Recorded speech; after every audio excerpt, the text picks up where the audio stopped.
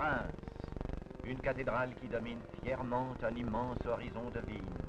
Reims, Épernay-Aille, capitale du Champagne et centre d'une province prédestinée qui est, suivant un grand philosophe, le berceau de la moitié du bonheur humain. Cette tapisserie ancienne nous montre le fameux miracle de Saint-Rémy, archevêque de Reims, qui, aux noces de sa cousine Celsa, d'un tonneau vide fit jaillir du champagne. C'est dans un des sites les plus pittoresques de la Marne que se dresse l'abbaye d'Auvilliers. Fondée au 7e siècle, elle abritait 1000 ans plus tard ce Dom Pérignon qui découvrit la mousse du champagne. Dom Pérignon fut enterré dans l'antique chapelle de l'abbaye.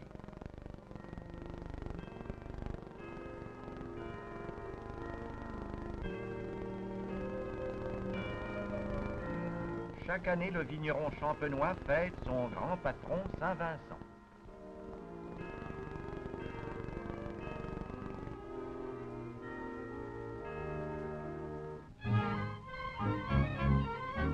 La découverte de Dom Pérignon n'est que la manière d'exploiter une transformation naturelle. De tout temps, le vin champenois eut tendance à pétiller dans les verres, et son sol particulier en est encore le meilleur ouvrier.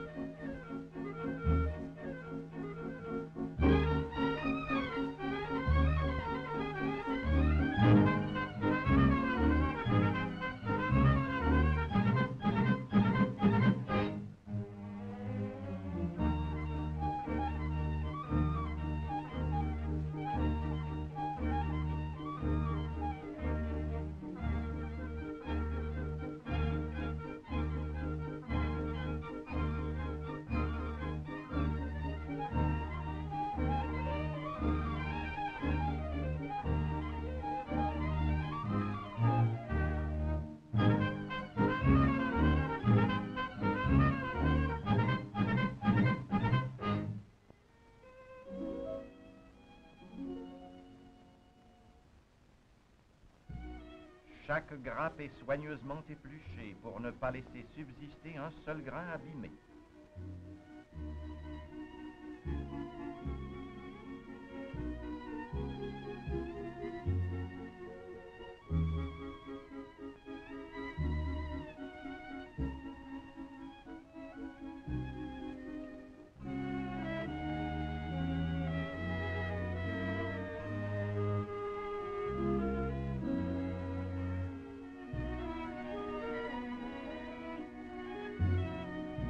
Coiffées du bagnolet traditionnel, les jeunes filles, telles des fées, parcourent les hordons en riant et en chantant.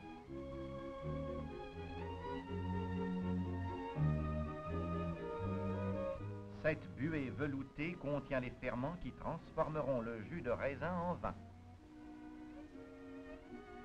La Marne, rivière historique. Sur ses rives sinueuses dévastées par la plus affreuse des guerres, pousse maintenant la vigne, symbole de paix et de bonheur.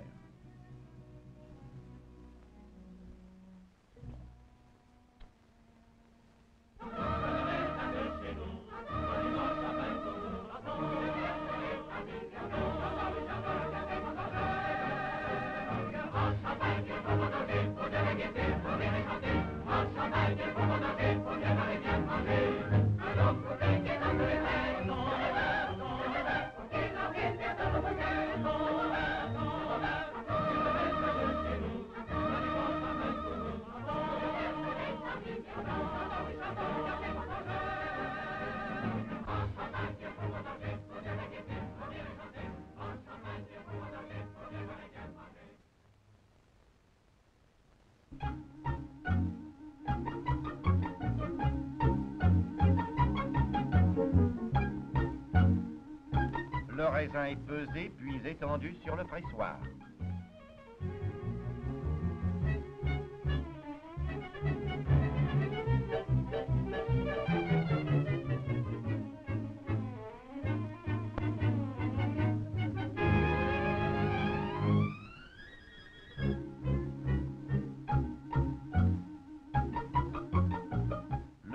du raisin noir donne au vin du corps, celui du raisin blanc de la finesse.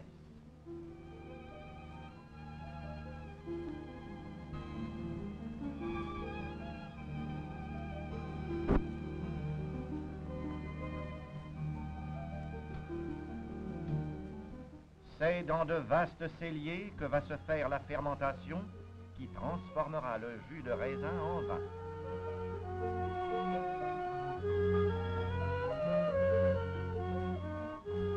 Voyez comme le vin de Champagne a tendance à mousser et combien il est limpide. C'est le moment d'assembler les différents crus, opération très délicate dont l'idée première revient à Dom Pérignon.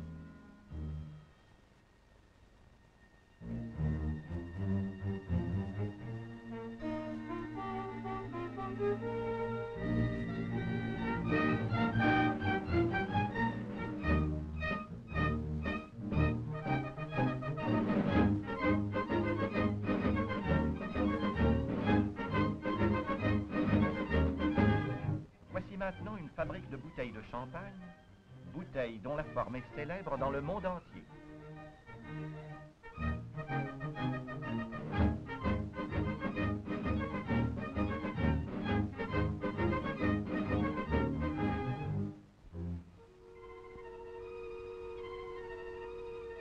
Les bouteilles sont maintenant fabriquées automatiquement par de merveilleuses machines.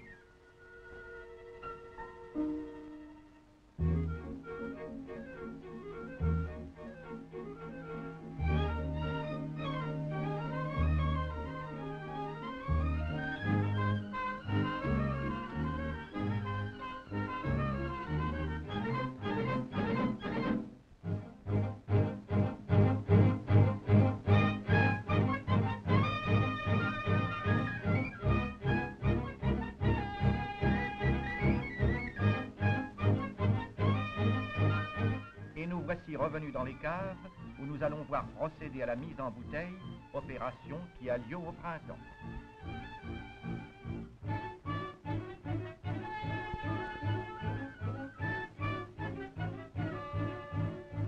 Plus tard, ce bouchon provisoire sera changé, mais le vin ne sera jamais transvasé.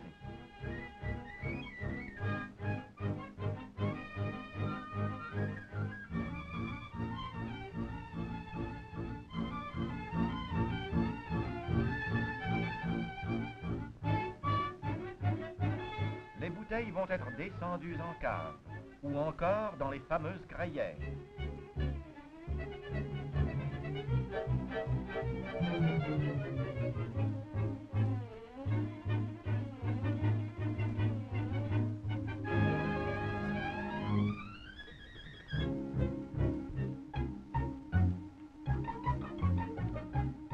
C'est de ces immenses souterrains qu'a jailli Reims, ville de 100 000 âmes dès le IIIe siècle. Creusées par les Gallo-Romains, les crayères fournirent la pierre blanche qui servit à bâtir la ville. Aujourd'hui, elles forment de majestueuses pyramides et d'innombrables galeries qui, jointes aux caves d'Aille et d'Épernay, atteindraient une longueur de 200 km. 150 millions de bouteilles de champagne y ont de tout temps sommeillé à l'aise.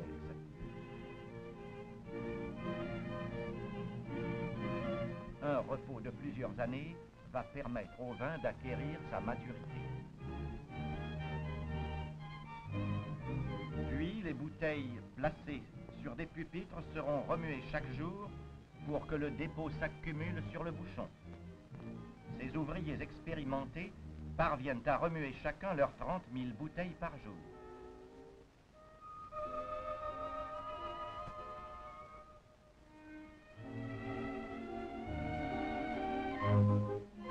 Enfin, après 3 mois de remuage, les bouteilles seront mises en masse, têtes en bas, pour attendre le dégorgement.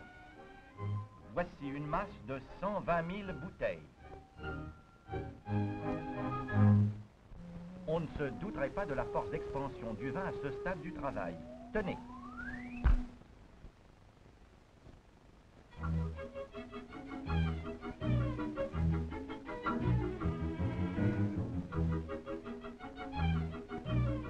Les bouteilles sont maintenant amenées au chantier de dégorgement.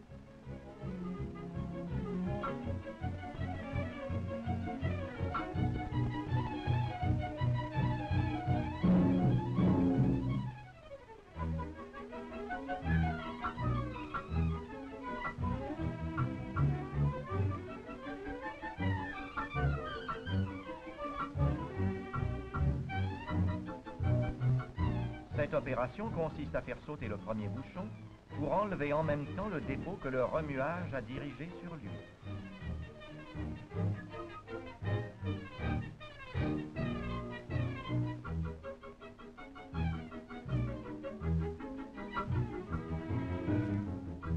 Voici le dosage. Un peu de sucre de canne dilué dans un vieux vin de choix permettra, selon les cuvées, de créer des qualités extra dry ou brutes, secs ou demi-secs. Les bouchons, comme les bouteilles, exigent une fabrication délicate et impeccable.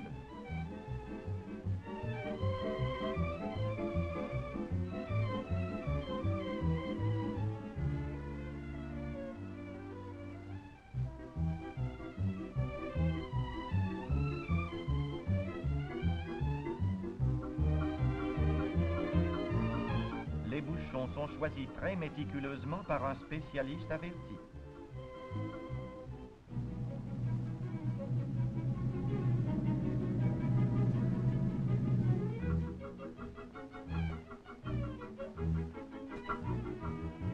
Au bout de quelque temps, le bouchon prend la forme classique bien connue.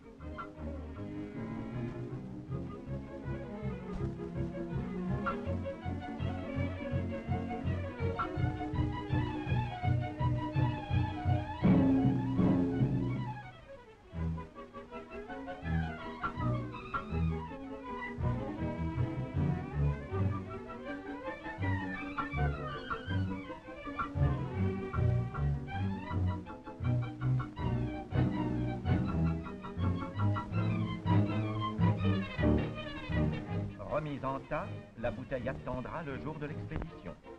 Ce dernier séjour va parfaire le moelleux et le velouté du vin.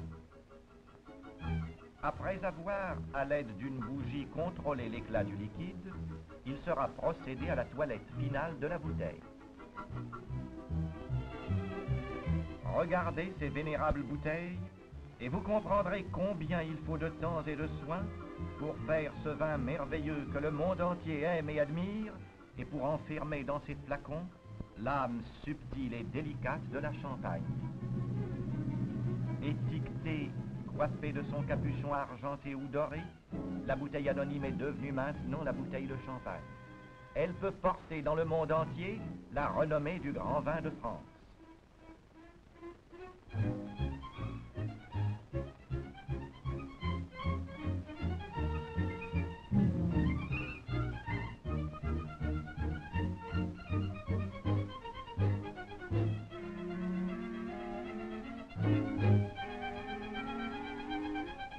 Quelle dextérité! Pourtant, l'emballeur n'a-t-il pas confié à notre opérateur que son émotion devant l'œil de la caméra lui avait fait perdre une grosse partie de ses moyens?